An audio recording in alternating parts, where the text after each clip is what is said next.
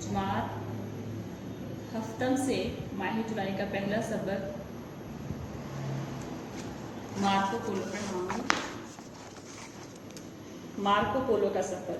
Marco Polo एक सयाह थे, यूरोपी सयाह, और उन्होंने मुख्तलिफ़ मुल्कों का सफ़र किया और जो अच्छी चीज़ें, मुख्तलिफ़ अजीब किस्म की चीज़ें, बातें उसने नोट की, उसने वो लिखी।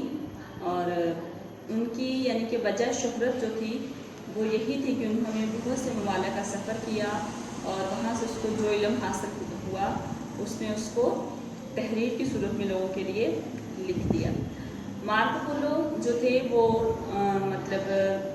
इटली के मशरक़ी इलाके में वीन्स शहर जो था वो बहुत कदीम था, पुराना शहर था जिसमें मुख्तलिफ़ किस्म के महल्लात थे, शानदार गुंबद बने हुए थे, पुरानी इमारतें और खंडरात वगैरह थे, और सयाहों की दिलचस्पी का सामान वहाँ बहुत मौजूद था। और वहाँ एक छोटी सी नहर है जिस पर एक तख्ता लगा हुआ था और उस पर लिखा हुआ है मार्को पोलो का घर। कहते हैं कि मार्को पोलो जो थे वो पहले यूरोपियन बशिंदे हैं जिन्होंने बहरुल काहल की सयाहत की। बहरुल काहल जो है वो दुनिया का सबसे बड़ा समंदर है, और वहाँ जाकर उन्होंने दिलचस्प हालात जो थे वो देखे और अपने सफ़रनामे में वो सफ़र किया और अपने सफ़रनामे में वो लिखे। कहते हैं कि 13वीं सदी ईस्वी में वीनस एक बंदरगाह था जहाँ पर जो जहाज़रां थे, कश्तीरां, जहाज़रां जो भी सफ़र करते थे वीनस का समंदर के ज़रिए, तो जहाँ जहाँ जिस मुल्क में वो जाते थे तो वहाँ से जो कहानियाँ वो सुनते थे, तो वो जब बंदरगाह पर जमा होते तो वो एक दूसरे को सुनाते थे। और ऐसे ही वीनस शहर जो था उस वक़्त मशरक़ी ममालिक से जितना माल व असबाब जाता था तो सबसे पहले वो वीनस की बंदरगाह पर ही जाता था, और मगरब से भी जो सामान आता था पहले वीनस बंदरगाह पर वो उतरता था। तो मार्को पोलो जो थे उन्होंने अपने यानी कि चचा और अपने फादर के साथ, अपने भाई के साथ, अपने बाप और अपने भाई के साथ वीनस से चीन तक का सफ़र किया। ये सफ़र उन्होंने तकरीबन 3.5 साल तक में मुकम्मल किया। और जब वो चीन गए तो उन्होंने, मार्को पोलो ने बताया, यानी कि जब वो बंदरगाह पर बैठे बातें कर रहे थे सारे जहाज़रां, तो मार्को पोलो ने बताया कि चीन में एक यानी कि ऐसा पत्थर है जो ज़मीन से खोद कर निकाला जाता है, जिसे जलाने के काम में लाते हैं। तो किसी को इस बात पर यकीन नहीं आया। उस वक़्त पत्थर का कोयला उनकी समझ से बाहर की चीज़ थी। इस तरह जब मार्को पोलो ने ये कहा कि कीशा में एक चश्मा है, अब जब उन्होंने पत्थर के बारे में बताया कि एक ज़मीन से खोदकर पत्थर निकाला जाता है, उसको आके करीब करे तो जलने लगता है, मतलब वो कोयला था, तो किसी को उनकी बात पर यकीन नहीं आया। इसी तरह उन्होंने एक चश्मे के बारे में बताया कि जो चश्मा है जिससे पानी की बजाय तेल उबलता है, तो इस खबर को भी लोगों ने झूठ करार दिया। अब मार्को पोलो ने अपना सफ़र कैसे किया? मार्को पोलो अपने बाप और चचा दोनों ताजिर, जबकि उनके बाप और चचा जो थे वो दोनों ताजिर थे, तो उनके साथ उन्होंने मंगोलिया का सफ़र किया और कबलाई ख़ान से भी उन्होंने मुलाकात की। कबलाई ख़ान जो थे वो चंगेज़ ख़ान के पोते थे, और चंगेज़ ख़ान जो थे वो अपने ज़माने में बड़े जाबर हुक्मरान थे, और उनकी दहशत जो थी, खौफ व हरास जो था वो पूरी दुनिया पर छाया हुआ था। तो कबलाई ख़ान से मुलाकात की। कबलाई ख़ान ने उनको अपने दरबार में आने का कहा। कबलाई ख़ान जो थे वो उस वक़्त चीन में हुक्मरान थे, और चीन के शहर बीजिंग में उन्होंने मुलाकात की।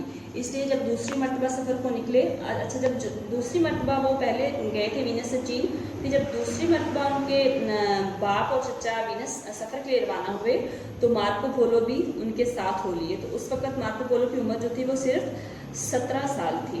उन्होंने, जब मार्को पोलो ने इस सफ़र से बहुत सारी दिलचस्प चीज़ों को इकट्ठा किया।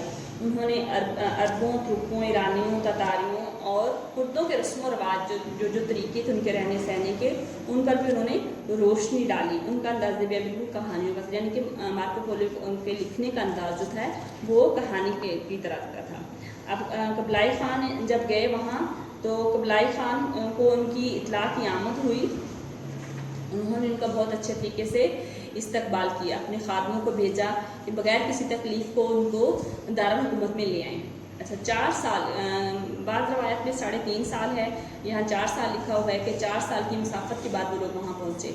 मार्को पोलो ख़ान का हुलिया बयान करते हुए लिखा है कि اس کی بڑی بڑی، اب مارکو پولو کے یعنی کہ نقش و نقوش کے بارے میں جو ہے وہ لکھا گیا ہے کہ ان کی بڑی بڑی سیاہ آنکھیں ہیں اور خوبصورت ہے، چہرے پر شاہانہ روب و دبدبہ ہے، یہی وہ بادشاہ ہے جس کے آگے ایشیا کانپتا ہے۔ یعنی کہ یہ بیان کیا گیا ہے مارکو پولو خان کا حلیہ بیان کرتے ہوئے لکھتا ہے۔ اس کا قبلائے خان کا یعنی کہ حلیہ بیان کیا ہے کہ ان کی بڑی بڑی آنکھیں ہیں، خوبصورت ہے، چہرے پر شان اور روب دبدبہ ہے، اور یہی وہ بادشاہ ہے جس کے آگے پورا ایشیا کانپتا ہے۔ یعنی قبلائے خان کے شکل و صورت کے بارے میں بتا رہی ہیں۔ تو قبلائے خان جب وہ دربار میں پیش ہوئے مارکو پولو، تو قبلائے خان جو تھے انہوں نے آپ کے یعنی کہ مارکو پولو کے باپ سے پوچھا کہ یہ نوجوان کون ہے، تو باپ نے آگے بڑھ کر جواب دیا کہ جناب یہ آپ کا خادم ہے۔ تو مارکو پولو نے قبلائے خان کی یعنی کہ ملازمت اختیار کر لی، اور جب وہ شکار پہ جاتے قبلائے خان تو وہ مارکو پولو کو اپنے ساتھ رکھتے تھے۔ کہتے ہیں کہ یہاں تک کہ مارکو پولو جب وہاں رہے 17 برس تک، 17 سال تک مارکو پولو جو تھے وہ چائنا میں رہے، تو چین کے ایک صوبے کی کچھ وقت کے لیے کہتے ہیں کہ چین کے ایک صوبے کی حکمرانی جو تھی وہ قبلائے خان نے مارکو پولو کو دے رکھی تھی۔ تو اس زمانے میں چین یورپی ملکوں سے زیادہ ترقی یافتہ ملک تھا۔ مارکو پولو اپنے سفر میں چین کی بہت ساری باتوں پر انہوں نے تعجب کا اظہار کیا، وہاں کی سڑکوں کے بارے میں لکھا ہے، وہاں کے کاغذ کے بارے میں لکھا ہے، نوٹ کے بارے میں لکھا ہے، ٹیکسی کے بارے میں، گاڑی کے بارے میں بتایا ہے کہ لوگ گاڑی میں سفر کرتے ہیں، اور یہ بھی بتایا ہے کہ پولیس جو ہے وہ رات کو گشت کرتی ہے، یعنی کہ سڑک کے کنارے کنارے خوشنما پودے لگے ہوئے ہیں۔ یعنی کہ چین کے بارے میں، چین کے رسم و رواج، وہاں کا رہن سہن، وہاں لوگوں کا طور طریقہ، وہاں کی گورنمنٹ کے بارے میں سب اس نے بتایا کہ زمین دوز نالیاں بھی ہیں جہاں یعنی کہ شہر کے آمد و رفت کے بارے میں بتایا ہے، اور انہوں نے بتایا ہے کہ بہت اونچے اور بڑے بڑے پل ہیں جو بنائے گئے ہیں، یعنی کہ انہوں نے چین کا پورا نقشہ کھینچا ہے۔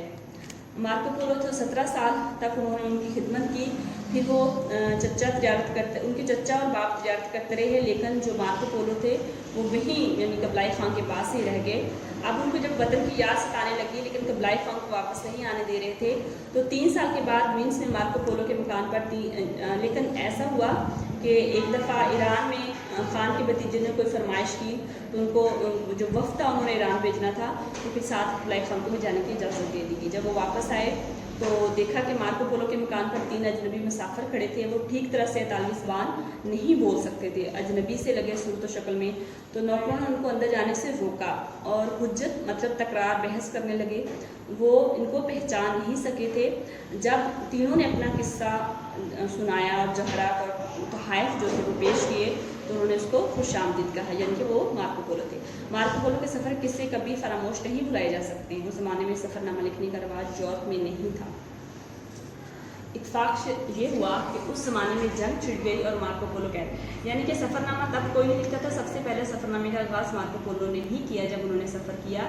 تو انہوں جب قید میں تھے وہ تو جنگ چھڑی اور قید میں چلے گئے، تو ان کا ایک ساتھی لکھا پڑا تھا، یعنی کہ جب مارکو پولو اپنے زمانے میں یعنی کہ جب جہاں جہاں اس نے سفر کیا تو وہ لوگوں کو بتاتے تھے کہانیاں، تو لوگ جھوٹ سمجھتے تھے اور ان کو لکھپت مارکو پولو کے نام سے پکارنے لگے، جھوٹے کے یعنی کہ جھوٹا کہنے لگے۔